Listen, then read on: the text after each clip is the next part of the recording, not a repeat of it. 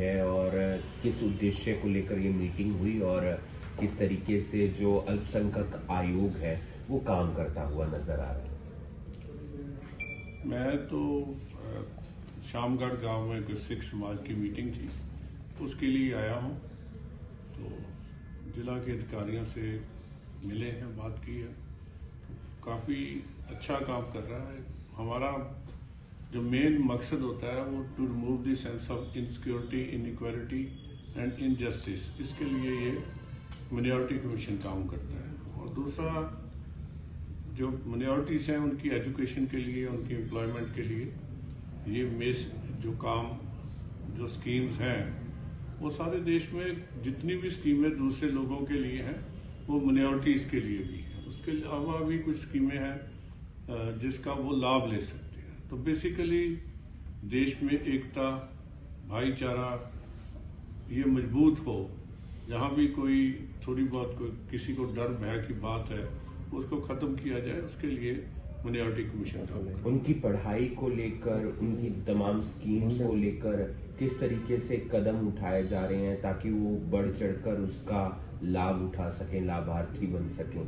देखो, ये है कि जहां सबसे जरूरी है education of right to education में 8वीं क्लास तक तो free education for all Indians students. बच्चे जो हैं उनको यूनिफॉर्म भी फ्री मिलती है, किताबें भी फ्री हैं स्कूल में, और जो उसका फीस भी कोई नहीं है, एक समय का भोजन भी मिलता है।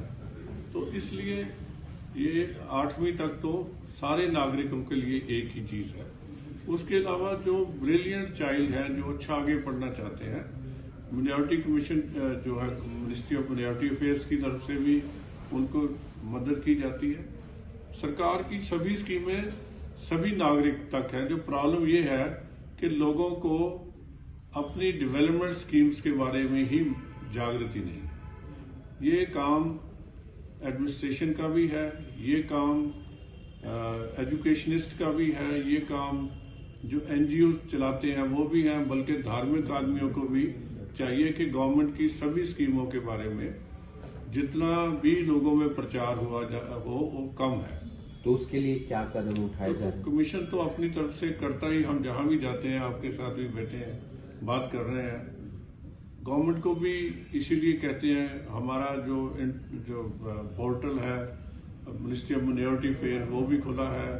किसी को भी किसी तरह की इंफॉर्मेशन चाहिए वो हमसे ले सकता है, सहायता चाहिए वो हम ले सकते हैं। लेकिन लोगों तक ये बात लेके जानी, इसके लिए इतनी स्कीमें हैं किसान की डेवलपमेंट के लिए, इंडस्ट्री के लिए, एमएसएमई के लिए, विश्वकर्मा स्कीम है। कोई भी ऐसा नहीं है। अब तो 70 साल के ऊपर के लोगों के लिए फ्री मेडिकल भी है।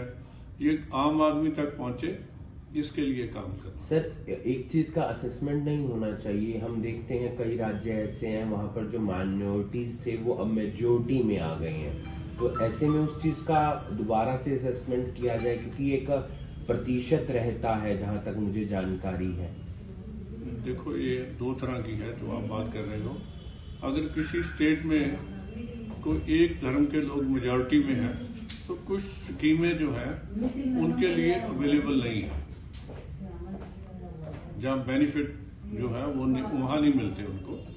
लेकिन जो नेशनल लेवल पे माइनॉरिटीज का फैसला गवर्नमेंट ऑफ इंडिया ने किया हुआ है, 6 माइनॉरिटीज जो हैं वो नेशनल लेवल पे उसको है, जिसमें इस्लाम को मानने वाले हैं, क्रिश्चियन हैं, सिख हैं, बौद्ध हैं, जैन हैं और उसके बाद पारसी है।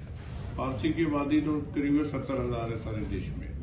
तो उनकी तो आबादी बढ़ाने के लिए गवर्नमेंट स्कीम्स हैं कि वो उन्होंने देश के लिए बहुत काम किया, तो उनकी आबादी कहीं खत्म ना हो जाए, इसके लिए काम कर रहे हैं। तो आपका कहने का संदर्भ ये है कि नेशनल लेवल पर सारी स्कीम्स उनके लिए हैं? नेशनल लेवल पर नहीं, स्टेट लेवल जो इम्प्लीमेंटेशन जो है वो तो स्टेट लेवल पे ही होती है। हर स्कीम जो है गवर्नमेंट स्टेट के साथ ही मिलकर करती है। हमारी स्कीम्स है, कोई स्कीम इनकी अपनी भी है, तो ऑल स्कीम्स आर अवेलेबल। एक जानकारी या एक चीज और सर, कई बार हम देख रहे हैं सर, अब एक ऐसा मुद्दा उठ रहा है जिसका कनाडा में प्रभाव देखने को मिला। अब हरियाणा पंजाब में भी उसको लेकर बयानबाजी हो जाती है, खालिस्तान का मुद्दा सर। तो वो माइनॉरिटीज इस तरीके की बातें कर रहे हैं तो कहीं ना कहीं एक भय का माहौल पैदा नहीं होता है सर? देखो बात यह है, कहाँ है खालिस्तान? यहाँ तो कोई खालिस्तान नहीं है। सुखबुगाहट कनाडा का मुद्दा आप देख सकते हैं। बात कनाडा की कर रहे हो? नहीं, उसकी कनाडा की सरकार से पूछना चाहिए, शायद वहां खालिस्तान बन जाए कहीं। वो उसके लिए तो दहशत तो यहाँ भी फैलाई जाती है ना। हाँ जी, खालिस्तान के नाम पे दहशत यहाँ फैलाई जाती है, कनाडा के लिंक यहाँ बनाई जाती है। हम जो कोई दहशत नहीं है, सभी लोग खुशी खुशी यहाँ रह रहे हैं, सारे सिख देशभक्त है। गुरपंत सिंह पन्नू फोन कर करके धमकाता है। अरे गुरपंत सिंह पन्नू एक क्रिमिनल है,